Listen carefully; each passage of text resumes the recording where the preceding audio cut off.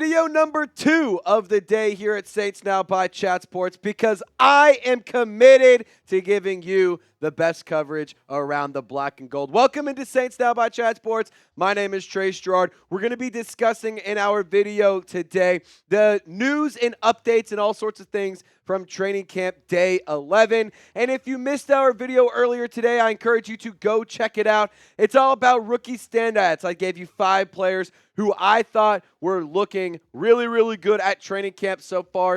And I'm not going to give you a ton of, I'm not going to give it away, but I will give you one hint. The guy that's on the thumbnail right there, I talked about him quite a bit. So go check out the video earlier today. It's linked in the comments and description of this video.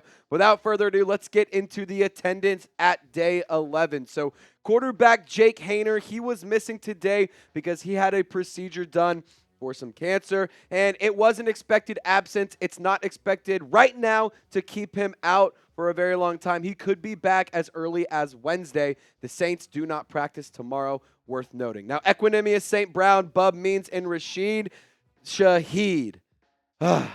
Our sweet, speedy Prince is still missing practice. However, so are a couple other wide receivers. So is Kendre Miller, Nick Saldiveri, and Chandler Brewer, an offensive guard that the Saints have recently signed.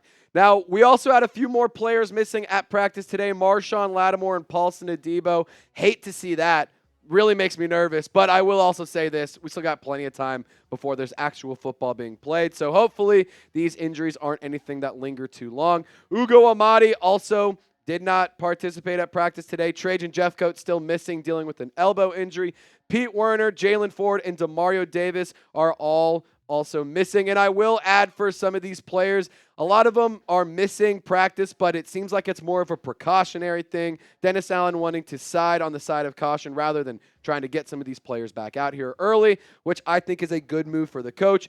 I want to see these players get healthy because I like a lot of these guys, and I think they could be really big contributors. Now, we do have some positive injury news. Defensive end Peyton Turner. Remember that first-round pick that always seems to be hurt? Well, he was dealing with a toe injury, but he returned to practice today, so that's some pretty good news.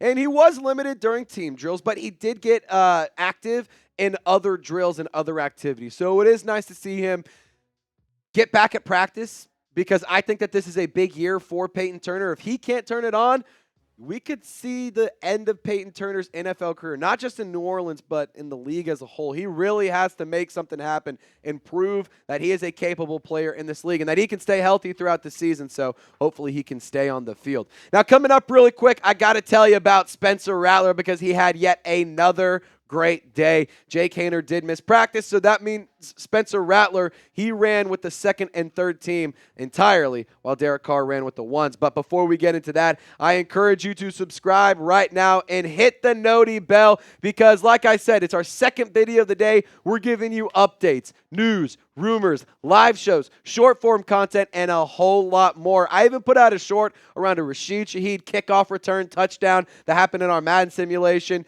It was electric. The call was really funny. So we've been giving you guys a ton of content, and for that, I want to say thank you. And I also want to give a shout out to these 5 people. These were the first 5 commenters on our video this morning. C. Bama, Queen Courtney, y'all know what to do. Get the crown emojis in the chat. Rashai Sherman, we got Christ Follower 777, and NBL Gaming. Shout out to you 5 awesome members of the Who Dat Nation, and shout out to these 5 members of our Noti Gang for being the first 5 people to comment on our video. If you want to shout out in a future video, be sure you have your notifications on and get in the comment section early. That way I know that you're a real one.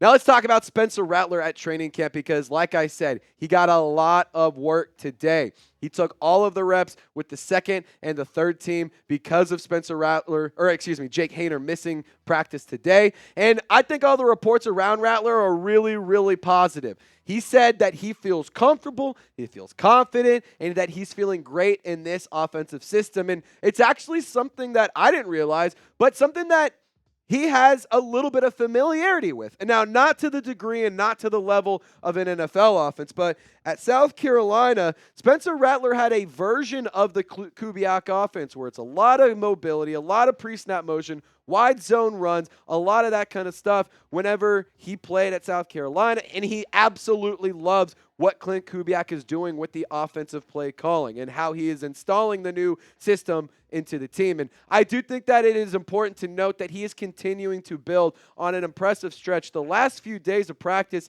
he has absolutely turned things up, and his workload has increased as well, and that hasn't slowed the rookie down from showing that he is a very capable and very talented player. And I do think that this quote from after practice was really, really cool.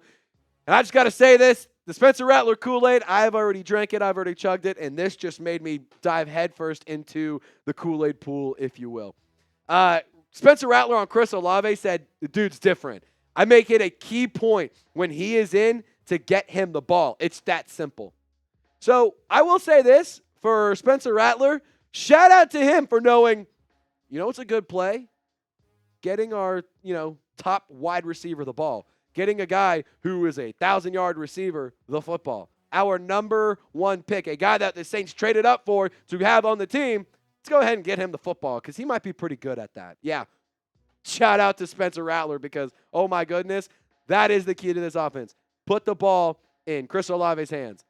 On top of that, Rashid Shaheed. On top of that, Taysom Hill. But if you can make Chris Olave a 13, 14, 1,500-yard receiver, I mean, goodness gracious, this offense could be absolutely explosive. But let's talk about QB1. It is important to discuss Derek Carr. He did, obviously, he ran with the ones. He's going to be your QB1. And it's worth noting that at practice today, there was a lot of work on the offense and I guess the defensive side of the football on the 2-minute work and 2-minute drills, late game scenarios and that kind of stuff. And in his situation and in his simulation, if you will, he did lead the New Orleans Saints into field goal range with a simulated hurry-up drill. Blake Grupe able to knock it through and end the drive on a field goal. Worth noting, the drive was like you're down by 2, 1:15 left. You got to go and get 3 points. So I do think that it's pretty good to see Derek Carr able to continue to grow and continue to learn in this offense because I think that if he can pick this thing up and he can run this well, then the Saints offense has a really high upside. But my big question is, can the offensive line give Derek Carr the chance to make something happen? I do want to make this one point very, very clear. I think it's important not to discuss, but I do think it's important to note that no matter what happens, Derek Carr is your quarterback 1. Unless something crazy goes down with an injury or an absolute worst case scenario that Derek Carr is just wildly incompetent, you're not going to see Spencer Rattler or Jake Haener take the field. In the preseason, absolutely, but not in the regular season when the snaps actually matter. And I think that should be the case. I want to make one thing clear here. Derek Carr should be the QB1 this year. You're paying him way too much money to be a backup quarterback. And on top of that, why in the hell would you rush Jake Haener and Spencer Rattler to the field? You shouldn't. It makes too much sense to allow anybody else other than Derek Carr run the offense. DC4 is your QB1. Whether you like it or not, the future is bright in the quarterback room. But for the immediate future right now, Derek Carr is going to be the starting quarterback, as he should be. Now, we got more to discuss here in just a few minutes. I wanted to talk about the offensive line and defensive line because wars are won in the trenches. And that's a big question for the Saints this year. But I got to give a big-time shout-out to Game Time for sponsoring today's video. And if you're like me and you like going to live events, whether it's concerts and comedy shows and all sorts of that kind of fun stuff, you got to check out the Game Time app. And when you download the Game Time app and you use code CHATSPORTS, you can get $20 off your first purchase. Terms do apply, but if you use code CHATSPORTS, that's code CHATSPORTS, you can get $20 off your first purchase. Whether you're looking at getting tickets to some LSU games, the New Orleans Saints preseason or regular season, or if you want to go to some sort of concert around New Orleans, I encourage you to check out the Game Time app. I've been able to go get tickets to MLB games like the Texas Rangers because, as you all know, we are headquartered here in Dallas, Texas. So I've been able to take my girlfriend, been able to go see some Rangers games with my friends. And hell, the Chat Sports crew even got to go to All-Star Weekend and got to see the Home Run Derby thanks to the Game Time app.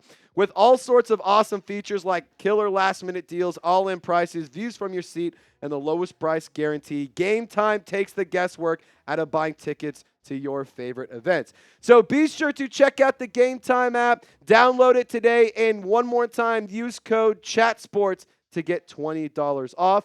Reminder, terms do apply. Use code CHATSPORTS. All that information is linked in the comments and description of this video. So let's talk about the trenches. Good and bad news. Just going to call it how it is. The defensive line looks awesome. The offensive line, struggling a little bit. And there's something to say here. The offensive line and the offense in general at training camp, it's nothing crazy to see that unit start off a little bit slow. It's not uncommon to see the defensive unit really get things going and start off hot, especially when you have a new offensive system being installed. But I will say this, when it comes to the offensive line, I mean, the defensive line is absolutely crushing them. And I do think that it's worth noting when it comes to Trevor Penning specifically, there's been good days. Like, it hasn't been all bad. There have been some good days, but we need consistent, good production from the offensive line. They're beat up. They have a lot of players that have question marks around them. And I think that unit, all of this operation revolves on whether or not the offensive line can get things going. But I got a hot take for you. Hot take alert. Chase Young is going to have 10-plus sacks for the New Orleans Saints this season. I believe in number 99. I think that he is going to prove a lot of people wrong. And on top of that, I also think that Chase Young is a player who's going to be so productive as an individual that it'll open up opportunities for the rest of the team as well, because they're going to have to, or opposing offenses are going to have to double team Chase Young. They're going to have to put somebody as a spy on Chase Young. So that opens up the ability for Carl Granderson, Brian Brzee, Cam Jordan, Colin Saunders, any of these guys to go and make some plays. I'm really, really excited about Chase Young this season. And hey, I think he's going to have 10-plus sacks. And just to give a little bit more credit to the defensive line as a whole, it's not just coming down to Carl Granderson, Chase Young, and Brian Brzee and Cam Jordan. All of this has to be good. Like, it's not just a pass rush. The run defense has to improve as well. And an improved run defense would be massive, considering the fact that last year, the New Orleans Saints had rushing plays ran against them 43%, or about 44% of the plays that they were on the field for. Opponents' yard per rush, it was 4.4 yards per rush, which was 23rd in the NFL. The rushes per game, 27.2. A lot of balls were ran, or a lot of yards were gained on the ground, excuse me. I butchered that. A lot of yards gained on the ground. On top of that, the rushing yards per game, 119.9. So 120 yards on the ground per game. That was 22nd in the league. But I will say this, they were good at stopping the run in the red zone. They're only allowed 0.6 rushing touchdowns per game, which was 5th in the league. And when it comes to the defensive line, there's a lot of high upside here. Cam Jordan has even been getting run in a NASCAR package where they're having him line up as a defensive tackle because they're bringing nothing but speed to the pass rush and trying to get after the quarterback. I think that is an excellent decision, and I think it's very smart, and it just shows the awareness of the talent that you have on the defensive line, not limiting one or two of these guys to just one spot, letting them get on the line and absolutely cook. But I will say this. I want to talk about the offensive line because my biggest fear, I fear that the New Orleans Saints are going to look good. I fear that they're going to look great. I fear that the offensive production, like the pass catchers, the yards after catch, I fear that's going to be tremendous. I fear that the defense will be amazing. I fear everything will come together except for the offensive line. And then that unit is the thing that holds this team back. And why that's so impactful is because when it comes to the offensive line, if they cannot execute their assignments, the offense as a whole is going to struggle. Sure, you might be able to make things happen with yards after the catch, and you might be able to mask some of the issues here and there. But if any unit has to execute, if any unit has to be good, it's the offensive line. And I am very fearful that that might be the unit that holds them back. I hope to be proven wrong. I would love to be wrong in this situation. I would love for this fear to be wildly irrational. But from what I've seen and what I've read about at training camp thus far, that is a concern that is validated. So I also want to end on some good news around Trevor Penning. He is showing progress. And fun fact, if you didn't know this, he's actually been getting work with Teron Armstead this offseason, who was a former Saints legend, now is with the Miami Dolphins. And I think that that's a really good thing because the offensive line group is quality, but it's just not deep. And it's just frustrating, man. Like, there's been so much invested into the offensive line in terms of high draft picks and, spending money here and there. I just wish this offensive line could figure it out. If Nick Saldiveri can be healthy, he hopefully can be a good player. Lucas Patrick will take over if Nick Saldiveri is still dealing with injury. Eric McCoy's a Pro Bowler. Cesar Ruiz, wildly frustrating player, but has to prove himself. And Trevor Penning, can he make it happen? Can Josiah Zira make the roster? Can Olu Udo live up to expectations after being signed in free agency? These are all questions that will be answered here as the preseason gets rolling. And one final note, because we got to talk about special teams. Dennis Allen, this is actually pretty interesting, says it's going to be a good kicker competition. We have an actual competition at kicker brewing for the Saints special teams between Charlie Smith and Blake Grupe. He says that both of them have been too inconsistent, but both have a ton of talent. Now, two ways that you can look at this. One, and I think both are the right way. One, the too inconsistent. That's not good. You don't want to see that whatsoever.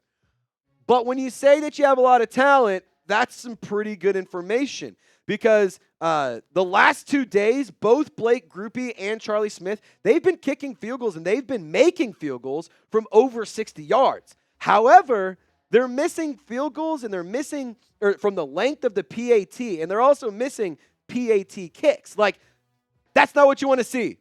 You don't want to see your kickers being able to hit the hard shots, but not being able to make the gimmies. Come on. You can't have that. It's not really what you want to see. And to be honest, I don't know who's ahead in this kicker competition. I would love to see Charlie Smith because I think it would be a really cool story. On top of that, he has a hell of a leg. But Blake Grupe is showing to be a little bit more accurate. And at the end of the day, I need accuracy. I don't care if you can kick the ball 50, 60, 70, 80 yards. If you can't kick it accurately, doesn't really matter in my opinion. So I want you to get in the comment section. Be the head coach. Pick your kicker. Blake Grupe or Charlie Smith. If you're going to go with the UDFA from Notre Dame last year, he was the kicker for the team. Type BG. But if you're going to go with the Irishman, the rookie, I want you to type CS for Charlie Smith. Saints fans, thank you so much for tuning into today's video. We got a lot of content on the channel. I encourage you to go check it out if you have a few minutes today. Y'all stay golden. We'll see you next time.